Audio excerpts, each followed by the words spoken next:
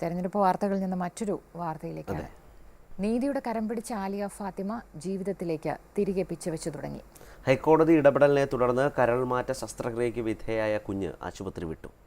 ആലിയയുടെ ജീവിതം തന്നെ മാറ്റിമറിച്ച വിധിക്ക് കാരണക്കാരായ ജഡ്ജിമാരിൽ ഒരാൾ ആലിയ ഫാത്തിമയെ കാണാനുമെത്തി. കുടുംബ പ്രശ്നങ്ങൾ അച്ഛനെയും അമ്മയെയും അകറ്റിയപ്പോൾ കുഞ്ഞ് ആലിയ ഫാത്തിമ ജീവന് വേണ്ടി മല്ലിടുകയായിരുന്നു.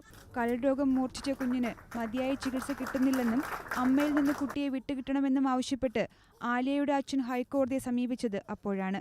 ഹേബിയസ് കോർപ്പസ് ഫയൽ ചെയ്തു. കേസ് പരിഗണിച്ച ജസ്റ്റിസുമാരായ CK അബ്ദുൾ റഹീമും ഷാജി P ചാലിയും രോഗത്തിന്റെ ഗുരുതരാവസ്ഥ മനസ്സിലാക്കി മെഡിക്കൽ റിപ്പോർട്ട് അടക്കം ആവശ്യപ്പെട്ടു. Thiruvananthapuram city police commissioner, KIMS ആശുപത്രി അധികൃതർ എന്നിവരെ കേസിൽ കക്ഷി ചേർത്തു. തുടർന്ന് ശസ്ത്രക്രിയയ്ക്ക് അനുമതി നൽകാൻ മെഡിക്കൽ ബോർഡിന് നിർദ്ദേശം നൽകി. അപ്പോഴുമുണ്ടായി പ്രശ്നം. അവയവദാനം ചെയ്യാൻ ആളില്ല. വാർത്തകളറിഞ്ഞ് ആശാവർക്കർ കൂടിയായ ശ്രീരഞ്ജിനി എത്തി.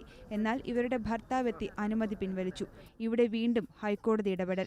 അവയവദാനത്തിന് ജീവിത പങ്കാളിയുടെ അനുമതി ആവശ്യമില്ലെന്നും അവയവദാന ശസ്ത്രക്രിയാ ചട്ടത്തിൽ ഇക്കാര്യം വ്യക്തമാണെന്നും ജസ്റ്റിസുമാരായ CK അബ്ദുൾ റഹീമും ഷാജി P ചാലിയും അടങ്ങിയ ഡിവിഷൻ ബെഞ്ച് വ്യക്തമാക്കി.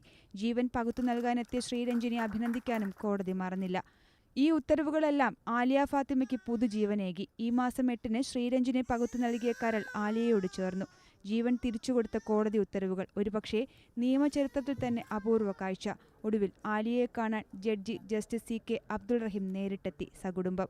ഒരുപക്ഷെ ആ കേസിൻ്റെ ഹിസ്റ്ററി പരിശോധിക്കുമ്പോൾ വേണമെങ്കിൽ ഒരു വിമർശനം ഉന്നയിക്കാം.